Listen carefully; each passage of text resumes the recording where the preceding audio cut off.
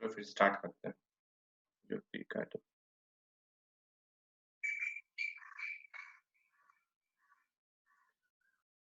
आज हम लोग पढ़ेंगे next dynasty, that is Tughlaq dynasty. कल हमने खत्म किया था खलजी डायनेस्टी।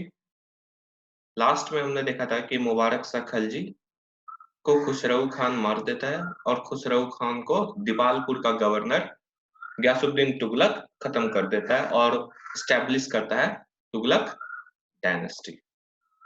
तुगलक डायनेस्टी का जो टाइम पीरियड है that is from 1320 AD to 1325 AD। सिर्फ 4 साल बाद अलाउद्दीन के डेथ का सिर्फ 4 साल बाद अलाउद्दीन के डेथ का खलजी डायनेस्टी का खात्मा हो जाता है। Khalji dynasty comes to end only after 4 years of Alauddin death, और जो पावर है वो चला जाता है तुगलक्स के हाथ में। And the Tughlaqs are the new rulers of Delhi Sultanate. So the first ruler, पहला रूलर कौन था? गयासुद्दीन तुगलक, जिसने खुसरो खान को मारा था इन 1320 से 1325। 5 साल का इसका टाइम पीरियड लगभग रहता है। इसका एक्चुअल नाम जो था हम लोग को याद है कि गाजी मलिक था। ये सुल्तान बनने के बाद गयासुद्दीन तुगलक अपना नाम रखा था। So he ascended the throne as Ghiyasuddin Tughlaq. Actually जब अलाउद्दीन खलजी रूल कर रहे थे तो उस टाइम ये छोटा सा कोई बस ऑफिशियल था जो कि अपने अच्छे काम के कारण ये बहुत हाई पोजीशन तक पहुंच गया था और एक इम्पोर्टेंट पोजीशन उसके दौरान ले लिया था अपने अच्छे कामों के कारण।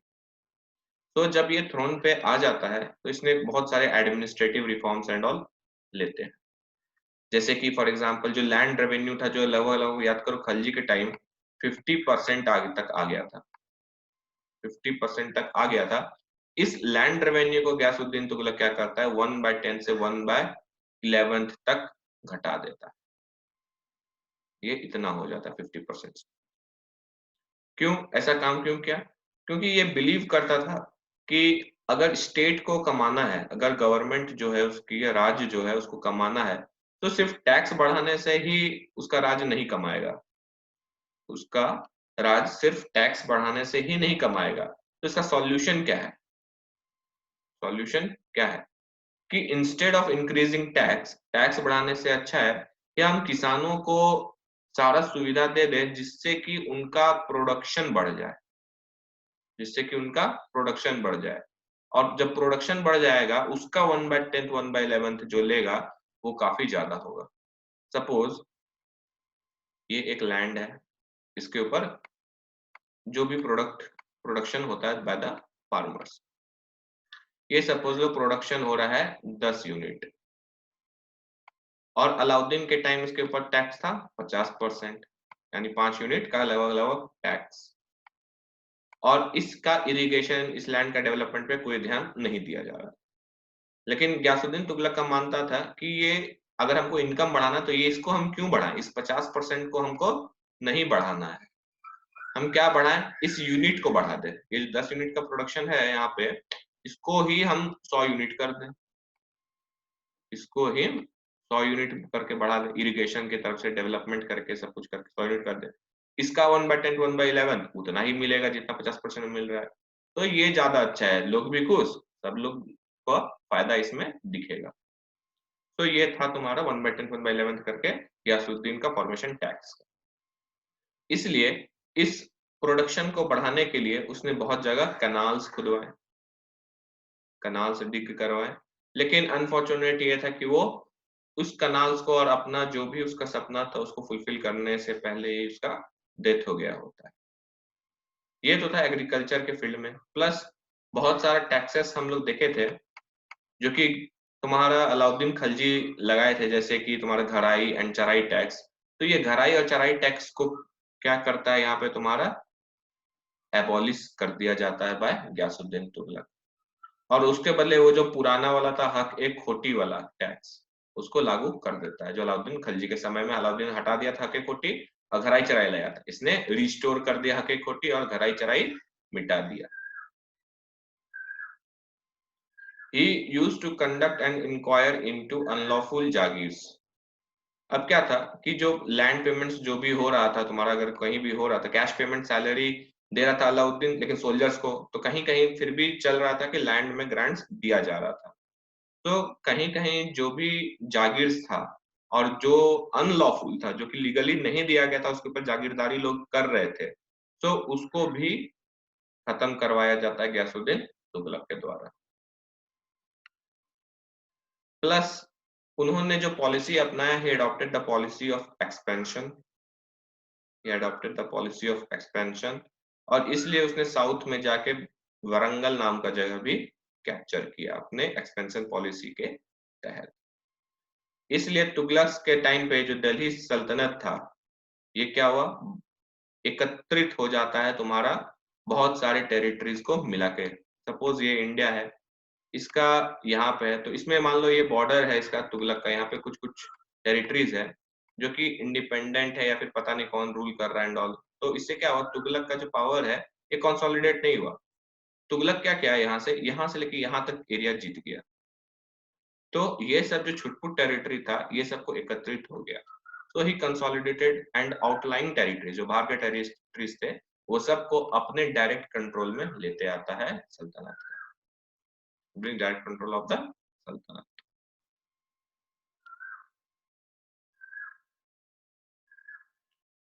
होप यहाँ तक क्लियर होगा। आगे देखते हैं, बात है 1325 का। इस वक्त क्या होता है, 1320 बंगाल को अभी तक किसी ने नहीं जीता हुआ रहता है। बंगाल को अभी तक किसी ने जीता हुआ नहीं रहता है। बंगाल है यहाँ पे, दिल्ली है। तो Bengal was almost independent right now. तो गयासुद्दीन ने बंगाल कैंपेन ऑर्गेनाइज कराया था और वो बंगाल गया था और बंगाल को सक्सेसफुली अपने अंदर ले लेता है। अभी बंगाल को जीत लेता है गयासुद्दीन तुगलक। उससे उसका बेटा काफी खुश होता है। गयासुद्दीन का बेटा का नाम था जौना खान, JAUNAKHAN, जौना खान। ये जौना खान काफी खुश हुआ कि उसके पिता ने बंगाल को जीत लिया, जो आज तक कोई एनेक्स नहीं कर पा रहा था। और जो फोर्ट ऑफ तुगलकाबाद था, फोर्ट ऑफ तुगलकाबाद था, वहां पे जौना खान ने सोचा कि क्यों ना अपने पिताजी जब वापस आए इनको बहुत बड़ा सेरिमोनियल तुम्हारा वेलकम दिया जाए। तो फोर्ट ऑफ तुगलकाबाद में जौना खान ने एक लकड़ी का स्टेज बनवाया, एक लकड़ी का स्टेज बनाया। लकड़ी का स्टेज तो आज भी बनता है। प्लस उसने प्लान किया एक बहुत बड़ा एंट्री अपने पिताजी के लिए। उसने बोल सोचा कि जब पिताजी आएंगे तुम्हारा फोर्ट ऑफ तुगलकाबाद में, तो वो हाथी से एंट्री करेंगे और लोग देखेंगे उनको और इस स्टेज तक आएंगे। So he planned an entry for his father from an elephant. जब उसके पिताजी आए, गयासुद्दीन तुगलक आते हैं हाथी पे और एंट्री करते हैं कहा, फोर्ट ऑफ तुगलकाबाद में। तो जौना खान और नोबल्स जो भी थे वहां पे, उन्होंने बोला कि एंट्री इतना ग्रैंड हुआ है तो स्टेज पे भी ज्यादा ग्रैंड एंट्री होना चाहिए। तो जौना खान अपने पिताजी को बोलता है कि आप क्या उतरिएगा, हाथी पर से ही कूद जाइए स्टेज पे। तो उसके पिता खुशी खुशी कूद जाते हैं हाथी पर से ही लकड़ी का स्टेज पे, और स्टेज टूट जाता है। स्टेज टूटने से क्या होता है, सुल्तान के ऊपर स्टेज गिर गया और सुल्तान मर गया। Ghiyasuddin Tughlaq is dead. उसी समय कुछ हिस्टोरियंस थे जैसे कि बर्नी। सो ये बोलते हैं कि जौना खान जो है वो डेलिबरेटली, जानबूझकर स्टेज वैसा बनवाया था लकड़ी का और कुदवाया था अपने पिताजी को, ताकि वो कोलैप्स हो जाए और वो मर जाए और उसके बाद वो थ्रोन पे हो जाए। लेकिन स्टेज फिर बनाएगा किसका? स्टेज तो आज भी लकड़ी का ही बनता है, आयरन का बहुत कम बनता है। सो ये जो स्टेटमेंट है काफी वीक है। अधिकतर हिस्टोरियंस इस स्टेटमेंट पे को रिजेक्ट करते हैं और इस तरह स्टेज गिरने से गयासुद्दीन तुगलक मर जाता है और नेक्स्ट थ्रोन पे आता है कौन? जौना खान, गयासुद्दीन तुगलक का बेटा, जो आने के साथ अपना नाम रखता है मोहम्मद बिन तुगलक।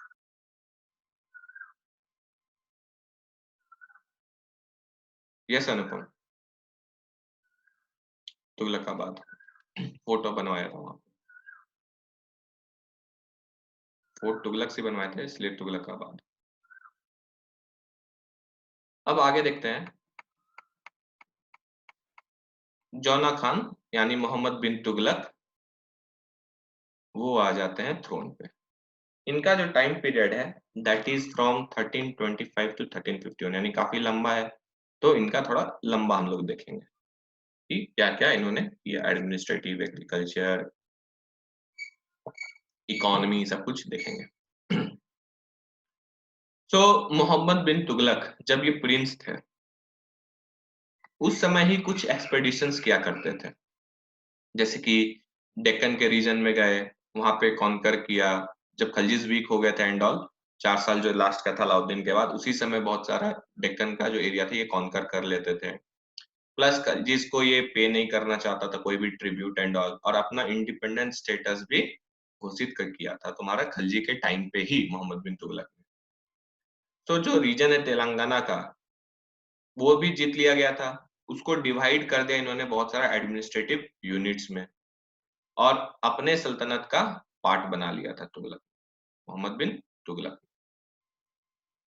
हम लोग को पता है कि अलाउद्दीन खिलजी का पॉलिसी था कि वो अगर साउथ जीत जाते थे तो साउथ को अपने कंट्रोल के अंदर नहीं लाते थे, वो वहां का रूलर के ऊपर छोड़ देते थे अगर वो सुप्रीमेसी एक्सेप्ट कर ली। बट मोहम्मद बिन तुगलक ने क्या किया, तुम्हारा डेक्कन रीजन को एनेक्स कर लिया और अपने सल्तनत से मिला लिया था। तो उसके ऊपर जो एडमिनिस्ट्रेशन होगा वो भी कौन करेगा, तुम्हारा मोहम्मद बिन तुगलक, यानी सेंटर का ही एडमिनिस्ट्रेशन रहेगा फॉर साउथ। तो साउथ का जितना टेरिटरीज है वो कहाँ से एडमिनिस्ट्रेट होगा, यहाँ दिल्ली से होगा। प्लस वो डिसाइड करता है कि जो अपना कैपिटल है दिल्ली, जो उसका कैपिटल था दिल्ली, वो उसको ट्रांसफर कर देगा देवगिर, देवगिर या महाराष्ट्र साइड देवगिर।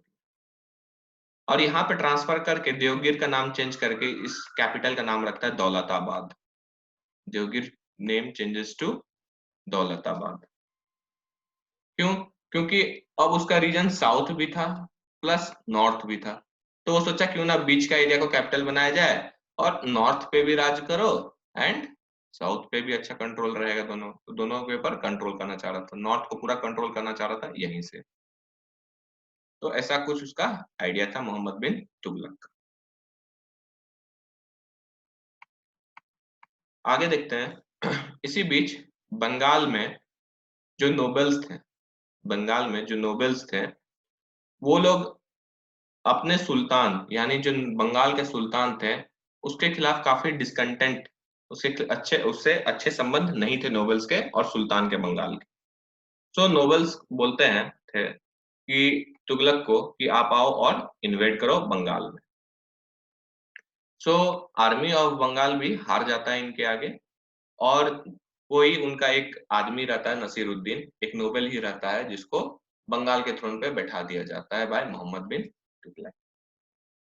एक और चैलेंज था मंगोल्स का, मंगोल इन्वेजन्स लगातार हो रहे थे from the north west region, और इस तरह जो सल्तनत को हल्का हल्का रेगुलर इंटरवल्स पे इनके इन्वेजन के कारण झटका पड़ रहा था।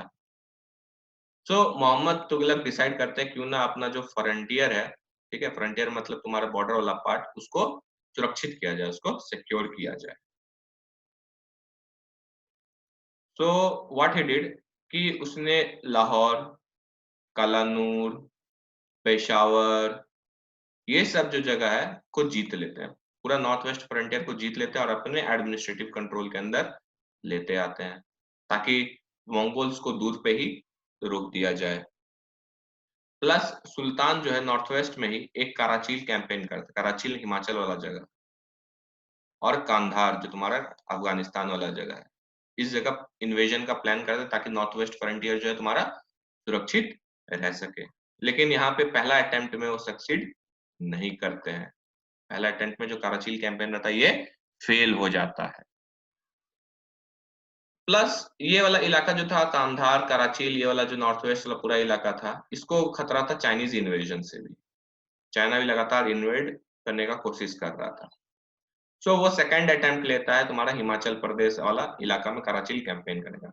So he took second attempt to conquer कराचील, कराचील को कनकर करने के लिए वो सेकंड अटेम्प्ट लेता है, फिर से जाता है। इस बार तो वो सक्सेसफुल हो जाता है कराचील को अपने अंदर, अपने सल्तनत के अंदर लाने में, लेकिन इसमें वो 90,000 मैन खो देता है, 90,000 आर्मी फोर्सेस उसका मारा जाता है। एक्चुअली वो जब कराची से जीत जाता है तो वो कराची वाला इलाका हिल वाला इलाका है। तो जब ये लोग वापस जा रहे थे तो जो ट्राइबल्स थे हिल्स के, ये लोग हिल्स पे छुपे हुए थे और जैसे जैसे ये लोग ऊपर चढ़ रहे थे वहां से एरो चला रहे थे तो वहाँ ट्राइबल्स, और यहाँ पे लोग मारे जा रहे थे। तुम्हारा मोहम्मद बिन तुगलक का फोर्सेस ऊपर जाते जाते लगभग लगभग 90,000 आदमी का यहीं पे डेथ हो जाता है। इस तरह 90,000 आदमी मारे जाते हैं बाय ट्राइबल्स ऑफ हिल। इनका नेक्स्ट कैंपेन का नाम है खुरासन कैंपेन। खुरासन कैंपेन।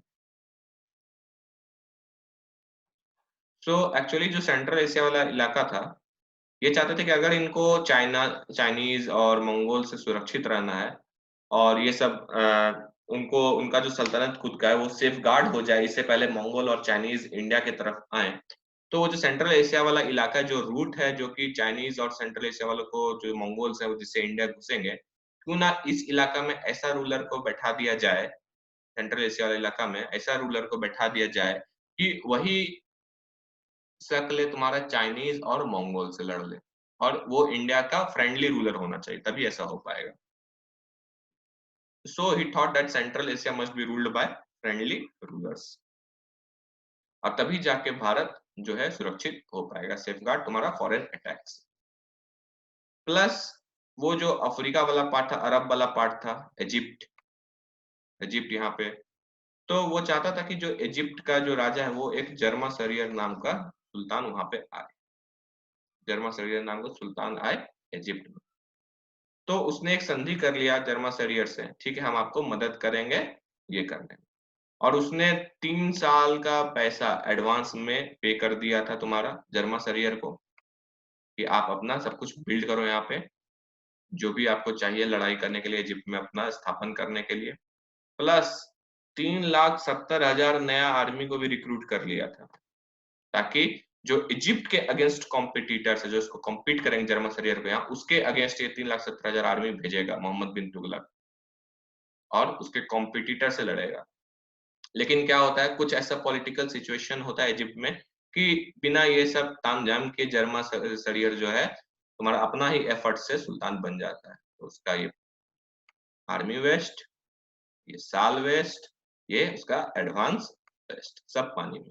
मोहम्मद बिन तुगलक अपने एफर्ट से ही ये इंसान बन जाता है, लेकिन पैसा तो ले लिया, आर्मी तो खड़ा हो गया, अब आर्मी को तो पालना पड़ेगा इसको। तो ऐसा होता है Khurasan campaign and all. Plus आगे देखते हैं कि ये सब कर्मों कांड के कारण, आगे भी बहुत सारा कांड किए हैं तुम्हारे मोहम्मद बिन तुगलक, ये सब के कारण हिस्ट्री में मोहम्मद बिन तुगलक को टाइटल दिया गया पगला सुल्तान का, पगला सुल्तान का टाइटल मिला है। देखते हैं क्यों और क्या क्या काम हुआ है। Actually he was very innovative, वो कोई भी काम में बहुत इनोवेशन डाल देता था, कोई भी पॉलिसीज एंड ऑल सब कुछ डालने में काफी माहिर था। तो कभी कभी देखोगे कि कोई गवर्नमेंट अगर बहुत ज्यादा नया पॉलिसी ला रही है, एक्सपेरिमेंट कर रही है, तो उसको तुगलक से कंपेयर कर देता है। कभी देखोगे कांग्रेस मोदी जी को बोल रहा है वो तुगलक हैं, ये हैं। देखते हैं क्या क्या काम तुगलक किया और कैसे लोग कंपेयर करते हैं आज के दिन में भी अपने नेताओं को। एक्चुअली तुगलक कभी अलाउ नहीं करता था, उलेमास जो थे प्रिस्टली क्लास, उनको कभी अलाउ नहीं करता था कि वो स्टेट का पॉलिसी को डिक्टेट करे, यानी पॉलिसीज एंड ऑल ये सब चलाएं। प्लस वो डिबेट और डिस्कशन में काफी बिलीव करता था अदर रिलीजियस पीपल का, मतलब अगर हिंदू है अगर और कोई रिलीजन का आदमी है तो उससे भी डिबेट और डिस्कशन करना काफी पसंद था मोहम्मद बिन तुगलक को। एक वक्त था जब नॉर्थ इंडिया में फेमीन आया हुआ था, भुखमरी। क्यों आया था? क्योंकि प्रोडक्शन जो था काफी कम होता था लोअर, जिस कारण भुखमरी आ गया था। तो इसके कारण क्या हुआ, टैक्स आ नहीं रहा था, तो अब जानबूझ के टैक्स को कम करना पड़ा था, और टैक्स कम कर दिया था गयासुद्दीन तुगलक ने। अब टैक्स कम कर दिया, लेकिन उसको कहीं ना कहीं से तो उतना इनकम को रिकवर करना पड़ेगा। अब ये जो इंडिया वाला पार्ट है, यहाँ पे गंगा यमुना ये दोआब वाला रीजन, इधर पंजाब एंड ऑल ये दोआब वाला रीजन है, बाकी सब जगह सुखाड़ आया हुआ है, ड्रॉट आया हुआ है, प्रोडक्शन गिरा हुआ है। लेकिन ये फर्टाइल लैंड था यहाँ पे, ये वाला फर्टाइल लैंड था पूरा, ये दोआब वाला रीजन। तो यहाँ पे जो टैक्स इन्होंने बढ़ा के 50% ऑफ कलेक्शन यहाँ पे बढ़ा दिया कि मेकअप हो जाए इनका सारा स्टेट का पैसा। प्लस यहाँ पे टैक्स कलेक्शन के लिए पीपल लोग को हरास भी किया जाता था, जिसके कारण यहाँ के लोग जो है अक्सर क्या कर देते थे, रेबेलियन कर देते थे। उसी समय जब ये सब चल रहा था, तुम्हारा प्रोडक्शन लो था और फेमिन आया हुआ था, उसी वक्त दिल्ली में प्लेग नाम का बीमारी यानी चूहे से जो होता है उस टाइप का कुछ महामारी चला हुआ था। तो जो पूरा एनवायरनमेंट था दिल्ली का वो कॉन्टेजियस हो गया था, जैसे कि आज है तुम्हारा कोरोना वायरस के कारण पूरा लॉकडाउन है, तो वैसा कुछ हाल था। अब मोहम्मद तुगलक भी दिल्ली में रहते थे। उन्होंने सोचा अभी तो दिल्ली का एनवायरनमेंट खराब है, यहाँ पे लॉकडाउन चल रहा है, सब कुछ चल रहा है, सो अपने फैमिली के साथ छुट्टी मनाने चल गए स्वर्ग देरी। स्वर्ग देरी नाम का जगह था, एक बैंक ऑफ रिवर गंगा में पास। तो गंगा के पास अपना छुट्टी मनाने स्वर्ग देरी में चले जाते हैं, और वहां से 2.5 साल तक नहीं आते, जब तक ये प्लेग रहता है, लॉकडाउन रहता है दिल्ली में, कोरोना वायरस रहता है, तब तक 2.5 ईयर्स तक वो रहते हैं स्वर्ग देरी में। वह 2.5 ईयर्स के बाद वो वापस आते हैं। जब वो दिल्ली वापस आते हैं तो देखते हैं पूरा का पूरा इकोनॉमी तहस नहस हो गया, कोलैप्स हो गया है। जैसे कि अभी भी लोग बोल रहे हैं ना कि लॉकडाउन खुलने के बाद इकोनॉमी का हाल बहुत बेहाल है, अभी भी है, वैसा ही इकोनॉमी बेहाल हो चुका था। एग्रीकल्चर भी और नीचे चला गया था, अब उसको रिवाइव करना था, एग्रीकल्चर भी और इकोनॉमी भी। तो अपने एग्रीकल्चर और इकोनॉमी को रिवाइव करने के लिए उसने एक नया डिपार्टमेंट को डेवलप किया, एग्रीकल्चर।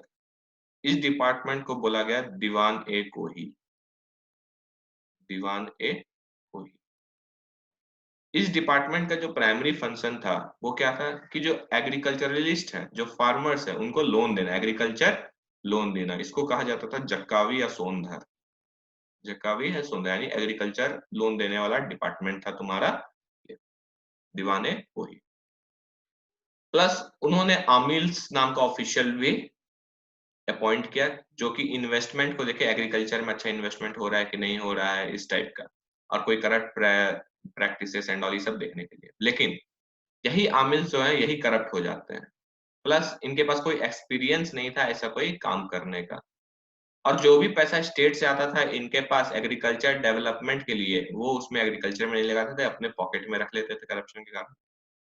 तो लोन्स वगैरह सब कुछ दिए जा रहे थे लेकिन कुछ काम हो नहीं रहा था।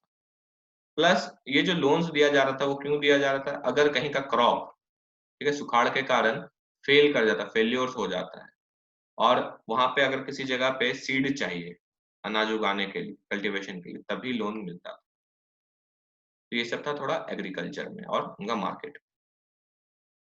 तो इस तरह वो कोशिश करते हैं लेकिन नहीं होता है, बहुत इनोवेटिव कोशिश है, इंस्टीट्यूशन खोले, सब कुछ खोले, लेकिन कोई काम नहीं आया। अब देखते हैं उनका नेक्स्ट चीज। नेक्स्ट है ट्रांसफर ऑफ कैपिटल।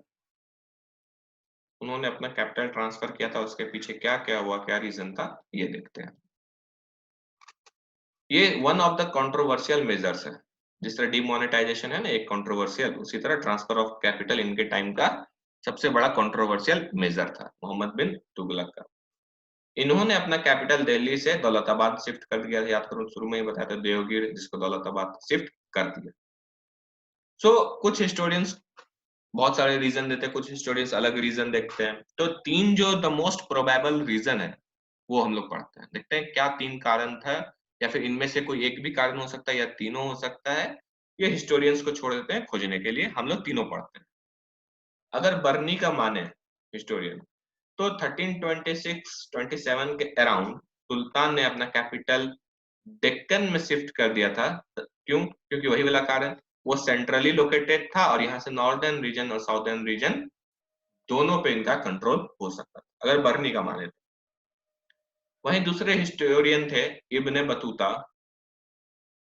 अगर उनका माने तो जो लोग थे दिल्ली के, वो सुल्तान को एनोनिमस बन के, अज्ञात व्यक्ति बन के लेटर लिखा करते थे जिसमें वे सुल्तान को गाली दिया करते थे। सुल्तान को ये लोग गाली दिया करते थे, एब्यूसेस द सुल्तान। तो सुल्तान ने सोचा कि इनको पनिश किया जाए। सुल्तान को लगता था कि ये नोबेल्स और ये जो उलेमास, ये जो प्रिस्टली क्लास है, बड़े लोग हैं, इन्हीं लोग का काम हो सकता है ये काम करना। तो इनको पनिश करना चाहते थे तुम्हारा मोहम्मद बिन तुगलक, इसीलिए सुल्तान ने डिसाइड किया अपना कैपिटल को शिफ्ट करने का। देखते हैं उन्होंने कैसे पनिश किया इनको, या हुए या नहीं हुए, ऐसा हो भी सकता है शिफ्ट करके आगे की कहानी में। तीसरा चीज़, कुछ लोग बोलते हैं कि वो सेफर डिस्टेंस पे जाना चाहते थे तुम्हारा नॉर्थ वेस्ट फ्रंटियर का, ताकि अगर मंगोल मान लो सक्सेसफुल हो गया तुम्हारा नॉर्थ वेस्ट फ्रंटियर को तोड़ के अंदर आने में, तो ये सेफ रह सके फ्रॉम द मंगोल्स। ये 3 कारण हिस्टोरियंस देते हैं। क्या है सही वक़्त? ये आगे का कोई रिसर्च ही बता सकता है। अब देखो यहाँ पे क्या है, बहुत सारा डिफरेंट वर्जन है। बहुत सारा डिफरेंट यहाँ पे वर्जन, अलग-अलग हिस्टोरियंस अलग-अलग बात बोले। लेकिन कोई एक डेफिनिट रीज़न बताना यहाँ पे काफ़ी मुश्किल है। अगर बात करें जो ट्रांसफर ऑफ कैपिटल वाला कांसेप्ट है, थ्योरी है दिया गया है कि वो उन लोगों को पनिश करना चाहते थे जो उनको गाली लिखा करते थे पेपर में एनोनिमस बन के। तो उसमें क्या हुआ, उसमें सुल्तान ने बोला कि सारा पॉपुलेशन को शिफ्ट नहीं किया जाएगा। अगर दिल्ली कल को शिफ्ट होगा, मान लो कैपिटल दिल्ली जो है उसको शिफ्ट किया जाता है रांची में, तो रांची भी तो सारे आईएएस ऑफिसर्स, नोबल्स, मिनिस्टर्स ये लोग आएंगे काम करने अपना। तो लेकिन पूरा दिल्ली की जनता को क्यों लाएगा, जो लोग और सब चीज काम कर रहे हैं, जो उनसे जुड़ा हुआ नहीं है। ठीक है, सो द एंटायर पॉपुलेशन जो था उसको बोलता है कि सबको नहीं बोला जाता कि आप लोग छोड़ दो दिल्ली, सिर्फ अपर क्लासेस को बोला जाता है कि आपको शिफ्ट करना होगा कहाँ, दौलताबाद। अपर क्लास में जैसे कि शेख्स, नोबल्स, उलेमाज, इन सब को शिफ्ट बोल करने बोला जाता है कहाँ, चलो दौलताबाद। और एक्चुअली सुल्तान के मुताबिक यही लोग थे जो सुल्तान को एब्यूज किया करते थे दिल्ली में। लेकिन बाकी सब पॉपुलेशन को शिफ्ट करने का कोई अटेम्प्ट नहीं होता। There was no attempt to shift rest of the population. इस शिफ्टिंग के लिए, अपना कैपिटल को शिफ्ट करने के लिए मोहम्मद बिन तुगलक ने एक रोड बनवाया था दिल्ली से दौलताबाद तक, और कुछ रेस्ट हाउसेस को भी सेटअप करवाया था। कुछ बीच बीच में रेस्ट हाउसेस को भी सेटअप करवाया गया था कि बीच में लोग ठहरे एंड ऑल ये सब करें रास्ता में जर्नी के दौरान। बट जो जर्नी था वो काफी कठिन था, लोग पैदल या घोड़े से, बहुत दूर था दौलताबाद दिल्ली से। तो the journey was extremely harsh. धूप चलना, पैदल में चलना, ये सब काफी डिफिकल्ट हो रहा था इन लोगों के लिए, क्योंकि एक तो बड़े क्लास वाले लोग थे, प्लस उतना दूर चलना एंड ऑल, उस समय तो ट्रेन चल नहीं रहा था। तो इसी दौरान चलने के वक्त ही धूप के कारण, गर्मी के कारण जो बहुत सारे लोग थे जो अपर क्लास के थे, ये लोग मर जाते हैं तुम्हारा रिगरस ट्रैवलिंग एंड हीट के कारण। आज भी तुम सुन रहे होगे कि कुछ मजदूर जो है पैदल चल के तुम्हारा महाराष्ट्र, केरल, कर्नाटका से झारखंड पहुंच रहे, रास्ता में बहुत कुछ कुछ डेथ कर जा रहे हैं। तो उसी तरह यहाँ पे भी लोग डेथ कर जा रहे थे। लेकिन कुछ दिन बाद ये होता है, कुछ दिन बाद ये होता है कि नॉर्थ इंडिया में जो लोग थे उनके बीच में काफी डिससैटिस्फैक्शन एंड डिसकंटेंट होता है, पैदा होता है। और इस तरह मोहम्मद बिन तुगलक को लगने लगता है कि नॉर्थ को कंट्रोल नहीं किया जा सकता है तुम्हारा डेक्कन में रह। इस तरह उनको लगा। फिर मोहम्मद बिन तुगलक डिसाइड करते हैं कि अब दौलताबाद को हटाना पड़ेगा कैपिटल से, और फिर अपना सारा पॉपुलेशन को लेके चलते हैं वो बैक टू दिल्ली। बोलते हैं फिर से वापस लो, सब लोग चलो दिल्ली, क्योंकि डेक्कन से हम कंट्रोल नहीं कर पा रहे नॉर्थ इंडिया को। फिर से बोले सब पॉपुलेशन शिफ्ट हो। सो फिर से जो पॉपुलेशन जो शिफ्ट करते हैं तुम्हारा, तो लोग को फिर से चलना होगा, और फिर से ये ट्रैवलिंग जो है काफी हार्श प्रूव होता है। फिर से बहुत सारे लोग अपना लाइफ खो बैठते हैं रिटर्न जर्नी में। जाते हैं 100 लोग, पहुंचते हैं 50 लोग दौलताबाद, रिटर्न जर्नी में वापस दिल्ली पहुंचते हैं 10 लोग। ये था लगभग काम इनका। शायद इसी कारण से इनको पगला सुल्तान भी बोला जाता हो। नेक्स्ट देखते हैं टोकन करेंसी। कोई डाउट या फिर कुछ पूछना हो तो पूछो, कमेंट करो, फिर टोकन करेंसी इनका स्टार्ट करते हैं। फिर देखते हैं पैसा में इन्होंने डिमोनेटाइजेशन किया कि क्या किया, नया नोट इशू किया। अब समझ में आ रहा होगा आप लोग को कि क्यों अधिकतर जो तुम्हारे गवर्नमेंट के ऑफिशियल्स हैं या फिर कोई नेता कुछ बयान देते हैं या कुछ करते हैं तो उनको तुगलक से कंपेयर किया जाता है, चाहे वो जॉली एलएलबी का मूवी हो चाहे कोई और मूवी हो। अधिकतर मूवी में डायलॉग्स होते हैं, तुगलक हो गया, तुगलक के वंशज हो गया, इस तरह का डायलॉग्स मिलता है। होप की दिक्कत नहीं होगा, बता दो अगर है तो, फिर चलेंगे टोकन करेंसी।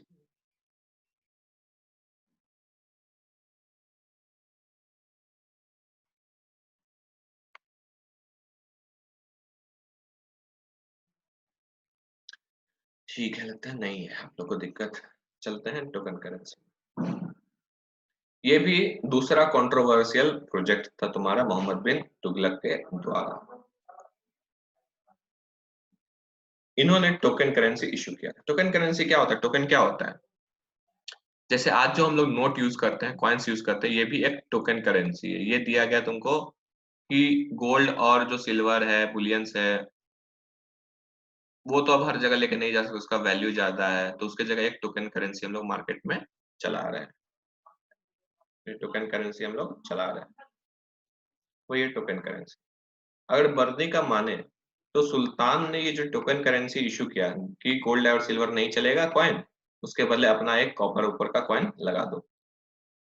तो अगर हिस्टोरियन बर्नी का माने तो सुल्तान ने जो इंट्रोड्यूस किया टोकन करेंसी, इसलिए क्योंकि उनका जो ट्रेजरी था, उनका जो खजाना था, वो खाली हो चुका था, उसमें गोल्ड और सिल्वर कॉइन थे ही नहीं, बचे ही नहीं। नया करेंसी तो डालना होगा ना। लेकिन ये खाली क्यों हुए थे? बर्नी बोलते हैं ये खाली इसलिए हो गए थे क्योंकि सुल्तान के ऐसे कुछ स्कीम ही थे, बहुत सारे स्कीम दे दिए कि दान दे दो, ये दे दो, पैसा इशू कर दो, यूनिवर्सल बेसिक इनकम दे दो, फार्मर्स में बांट दो पैसा, लोन्स दे दो, इस टाइप से कारण उनका खाली हो गया था खजाना। प्लस उनका कॉन्क्वेस्ट, जो साउथ तक उन्होंने कॉन्क्वेस्ट किया था, उसमें भी उनका काफी पैसा चला गया था। प्लस तुमने देखा कि कैसे इजिप्ट उजिप्ट में उतना पैसा 3 साल का पैसा देके इन्होंने बर्बाद कर दिया, और उनका बहुत जेनोरिसिटी के कारण।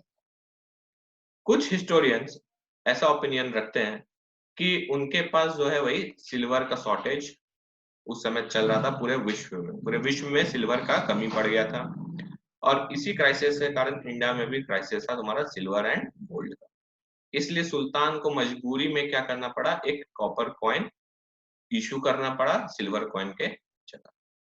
सिल्वर कॉइन के जगह इशू करना पड़ा क्या? Copper coin. तो जो कॉपर कॉइन्स इशू करते हैं Mohammad bin Tughlaq, that is known as जित्तल।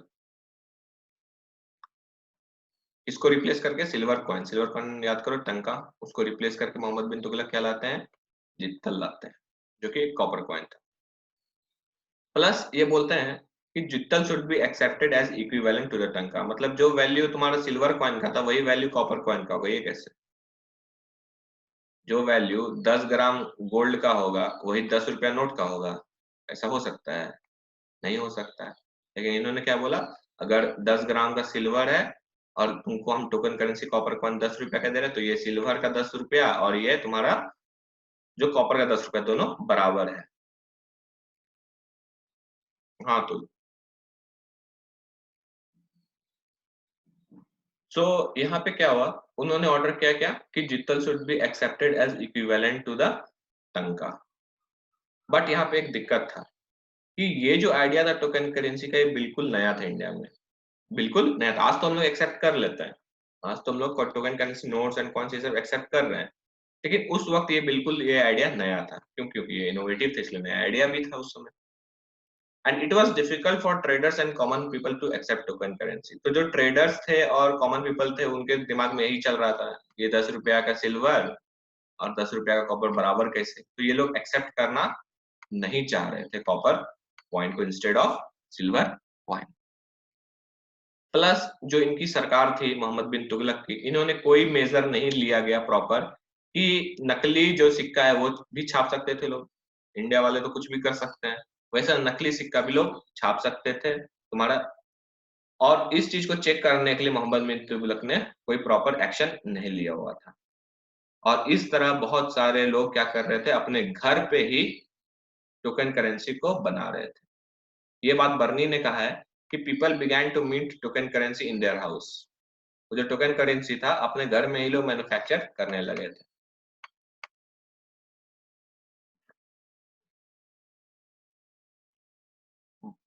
अब क्या हो गया, अब बहुत लोग जब टोकन करेंसी को अपने घर में ही मैन्युफैक्चर करने लगे थे, तो जो तुम्हारा राजा के द्वारा जो कॉइन इशू किया गया है सिल्वर तुम्हारा कॉपर का, प्लस जो लोग बनाए कॉपर का, इन दिनों के बीच में कोई डिफरेंस रहा ही नहीं, जिसके कारण क्या हो गया तुम्हारा जो आम आदमी था वो डिस्टिंग्विश ही नहीं कर पा रहा था कौन सा कॉपर कॉइन जो है तुम्हारा रॉयल ट्रेजरी इशू किया है और कौन सा लोकली मेड कॉइन है।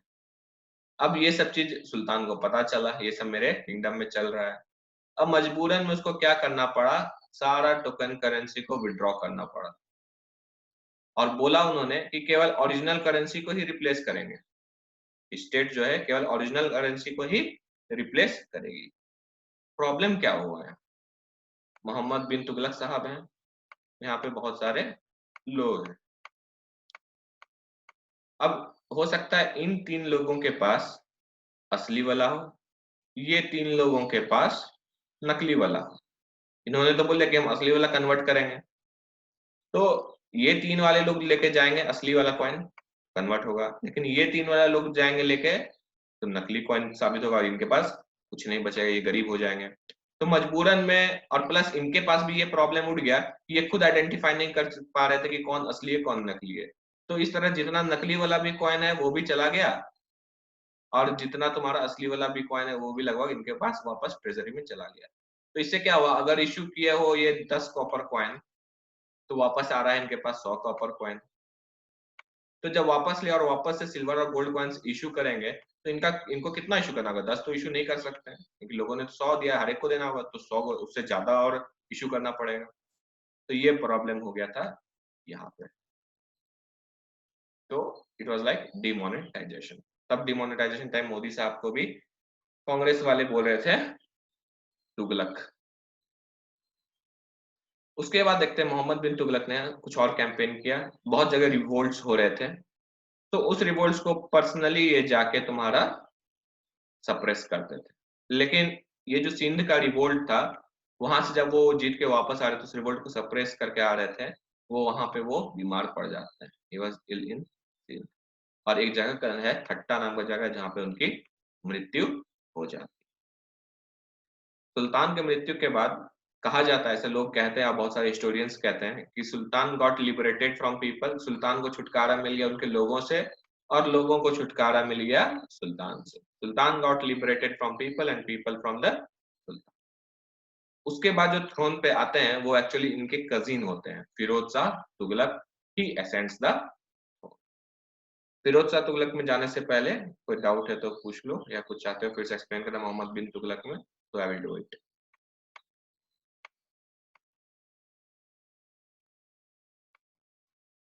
नहीं है तो बोल दो, नहीं है आगे बढ़ेंगे फिर।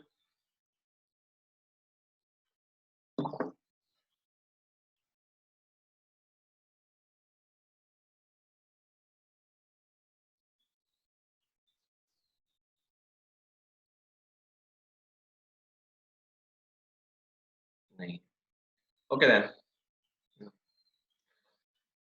आगे चलते हैं, देखते हैं फिरोज शाह तुगलक के बारे में। Next ruler is here Firoz Shah Tughlaq, cousin of Mohammad bin Tughlaq.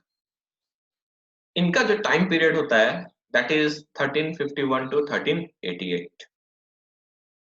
अब फिरोज शाह तुगलक को पता था कि मोहम्मद बिन तुगलक के कर्मों कांड के द्वारा, इसीलिए शायद उनको पगला सुल्तान भी बोला जाता था, एवरीवन वाज एनॉयड, पीपल लोग काफी जो थे गुस्से में थे।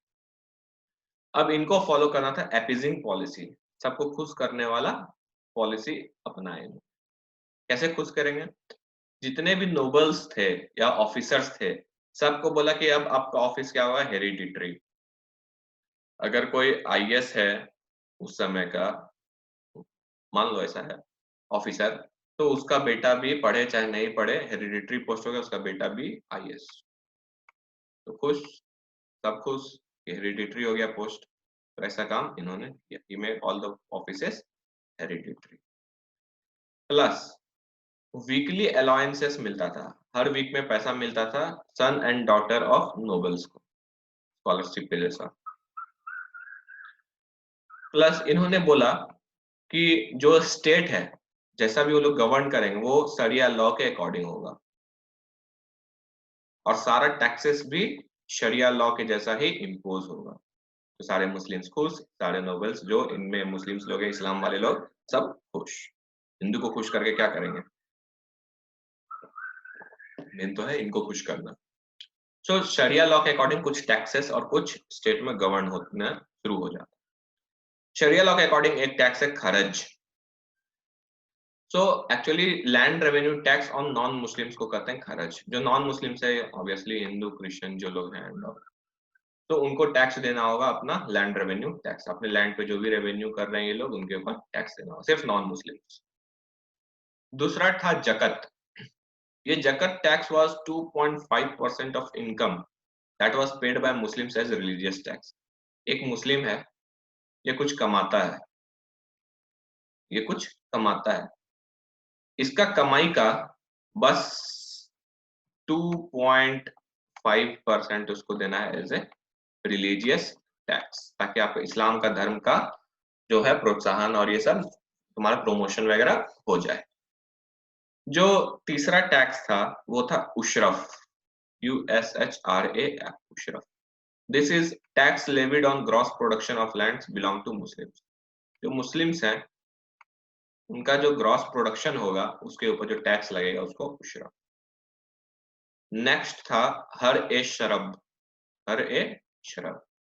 This was 1/10 of crop production levied on farmers for development of irrigation. अगर कोई किसान है उससे 1/10 of crop production as a tax लिया जाएगा और इस टैक्स के पैसे से खेती में जो पानी लगता है सिंचाई के लिए वो पैसा खर्च किया जाएगा इरिगेशन। ये था हर ए शरब। Next tax was you all know जजिया या जिजिया, जजिया टैक्स भी बोलते हैं, जिजिया टैक्स भी है। So this was religious tax imposed on non Muslims. ये उनको देना पड़ता था जो मुस्लिम नहीं है, एज ए रिलीजियस टैक्स। अब इस तरह क्या हुआ कि जो ब्राह्मण्स थे उस समय के उतने अमीर नहीं थे, कुछ गरीब ब्राह्मण्स भी बहुत सारे थे जो पूजा पाठ कर के कमाते उमाते थे, उनके ऊपर टैक्स का बर्डन काफी बढ़ गया। उनको तो अब लैंड के ऊपर भी टैक्स देना जो उनको मिला था खैरियत में, प्लस अलग सब भी टैक्स देना है जो कमा रहे हैं। तो जो हिंदू ट्रेडर्स थे, जो हिंदू मर्चेंट्स है दिल्ली के अमीर लोग, उन्होंने सुल्तान से रिक्वेस्ट किया कि इन ब्राह्मणों से टैक्स ना लिया जाए, उनके बदले जो टैक्स है यही ट्रेडर्स पे करेंगे, यही ट्रेडर्स मर्चेंट्स पे करेंगे। Firoz Shah Tughlaq religious bigot policy को अपनाता है। बिगॉट का मतलब होता है कट्टरपंथी, काफी कट्टरपंथी वाला पॉलिसी अपनाता है कि बाकी सब रिलीजन के प्रति सख्त हो जाता है, इस्लाम के प्रति थोड़ा liberal. This is religious bigot policy. जबकि he was the first sultan to establish a welfare state, लोक कल्याण सरकार, लोक कल्याण राज का स्थापना करने वाला ये पहला सुल्तान था। तो इनका कुछ वेलफेयर वर्क्स देखते हैं, कुछ लोक कल्याणकारी काम इनका हम लोग देखते हैं।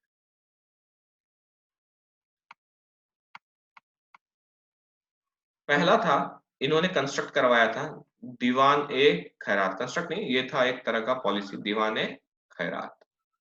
वही मुस्लिम्स को मंथली अलाउंस मिलेगा, हर एक मुस्लिम को कुछ ना कुछ पैसा अकाउंट में ऐसे ही खैरात में ही मिल जाएगा, इसलिए बोलते हैं खैरात में मिलना, तो ऐसी को खैरात बोलते हैं यहाँ पे। दूसरा था दफ्तर ए रोजगार, अनएम्प्लॉयमेंट एक्सचेंज फॉर यूथ। जो यूथ कमा नहीं रहे, अनएम्प्लॉयड, उनको पैसा देगा, जैसे यूनिवर्सल बेसिक इनकम टाइप का। बहुत सारे राज्य सरकार, मध्य प्रदेश, उत्तर प्रदेश अपने नौजवान भाइयों को पैसा देते हैं अगर वो अनएम्प्लॉयड हैं तो। प्लस अगर कोई यूथ मुस्लिम्स एंड ऑल ये सब है तो उसको डिप्लॉय किया जाएगा ऑफिस फॉर मुस्लिम्स, उनको ऑफिस में जगह दिया जाएगा, एम्प्लॉयमेंट दिया जाएगा। नेक्स्ट वाज कंस्ट्रक्शन ऑफ दर एल साला, इन्होंने हॉस्पिटल्स बनवाए सबके लिए, सारे धर्म के लिए। प्लस कंस्ट्रक्शन ऑफ दीवान ए बन अगरी, दैट वाज स्लेव डिपार्टमेंट। ऐसा कुछ कुछ वेलफेयर स्टेट में इन्होंने काम। इन्होंने 1200 ऑर्चर्ड्स भी कंस्ट्रक्ट करवाए, वेल्स, कुआं खुदवाया, कनाल्स डिग करवाए, ये सभी काम इन्होंने कंस्ट्रक्ट करवाया। जैसे कि इनका कनाल्स वाला काम काफी फेमस है, क्योंकि इससे पहले मोहम्मद बिन तुगलक एंड ऑल ये सब जो कनाल्स करवाते हैं, सपना अधूरा रह गया था।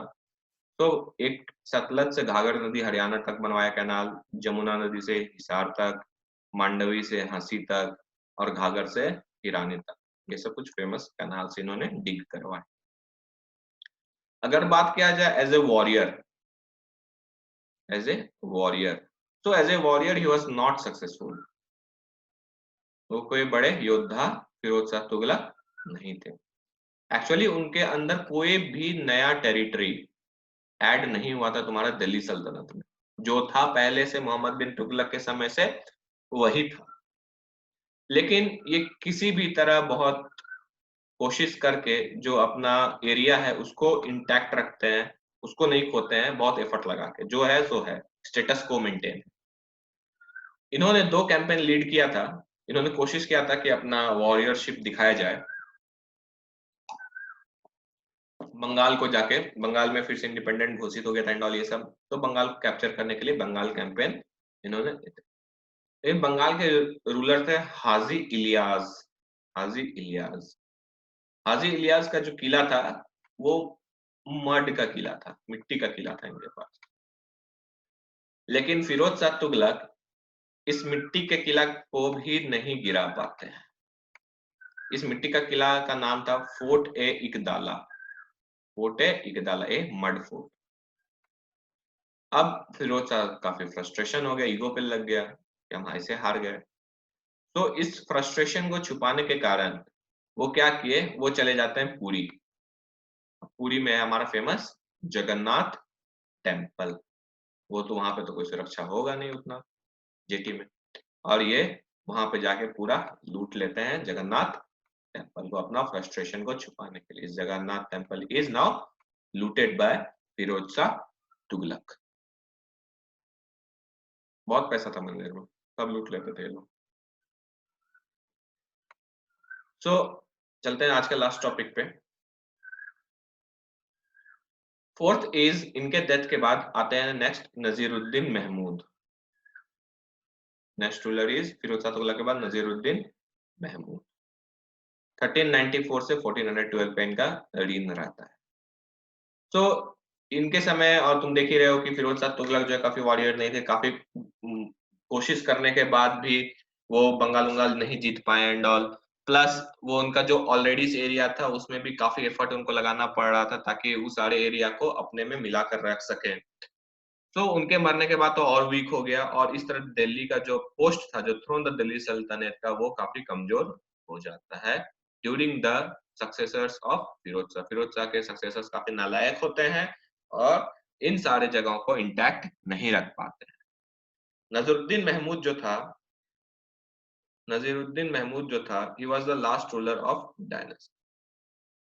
कोलकाता बंगाल में हाजी इलियास का था तुल, हाजी इलियास जो हराया था। Naziruddin was the last ruler of this dynasty. इस डायनेस्टी का लास्ट रूलर कौन था? नजीरुद्दीन महमूद ही था, हमारा तुगलक डायनेस्टी का।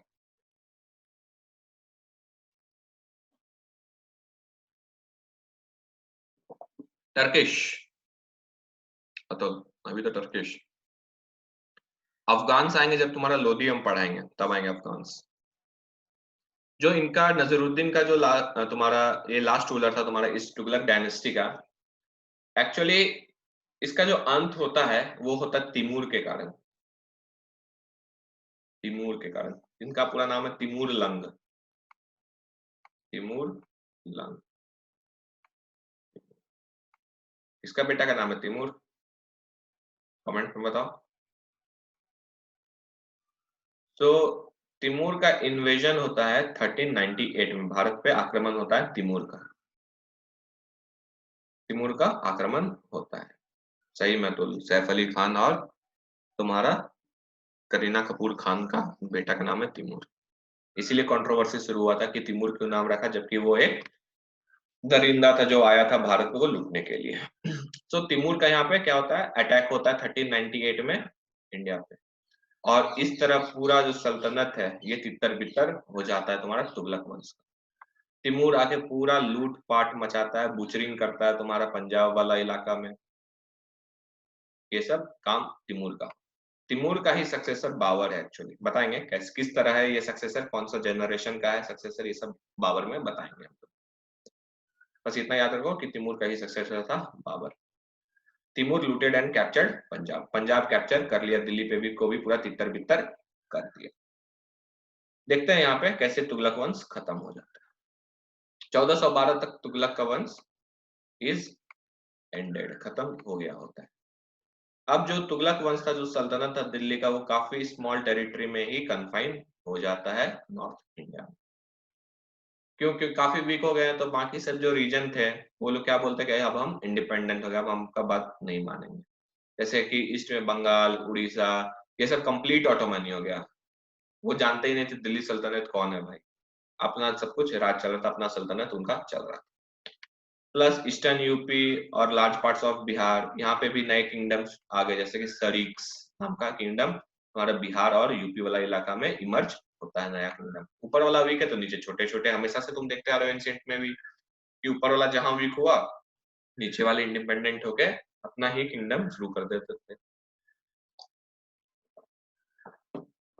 बात करें अगर डेक्कन एंड साउथ में क्या हुआ, तो डेक्कन एंड साउथ में भी दो नए बड़े बड़े अच्छे एम्पायर आ गए और पॉलिटिकल पावर साउथ में क्रिएट हो जाते हैं, Vijayanagara empire and Bahmani kingdom. This were the regional kingdoms of medieval India. ये विजयनगर एम्पायर, बहमनी किंगडम, बंगाल, ये सब regional kingdoms of medieval India है। जब हम लोग मुगल कंप्लीट कर लेंगे उसके बाद जो लेक्चर होगा वो इन्हीं के ऊपर होगा। अभी फ्लो में चलते हैं, उस समय देख लेंगे कि ये लोग क्या था। तो ये लोग काफी बड़े पॉलिटिकल पावर्स बन जाते हैं साउथ इंडिया के। जो पंजाब का बहुत बड़ा इलाका रहता है, वहां पे जो नोवेल्स रहते हैं, वहां पे नोवेल्स लोग भी अपना अपना इलाका को इंडिपेंडेंट घोषित कर देते हैं। जो गुजरात वाला इलाका है, मालवा वाला इलाका है, वो भी फुल्ली इंडिपेंडेंट हो जाता है। और राजपूत तो किसी के सुनते हैं भी नहीं ऐसे, उन्होंने अपना राजस्थान को फ्रीडम दिला दिया दिल्ली सल्तनत से। दिल्ली सल्तनत को अब वो अपना ओवरलॉर्ड्स नहीं मानते थे, ओवरलॉर्ड्स नहीं मानते थे। तो आज का लेक्चर इतना ही। अगले दिन हम लोग देखेंगे जो तुम्हारा सैयद और लोधी डायनेस्टी, दोनों का नोट्स अपलोड कर दिए हैं, तो जाके क्लास नोट्स वाला सेक्शन में इसको डाउनलोड कर लेना कल के लिए। ठीक है, तो आज का क्लास यहीं पे हम लोग खत्म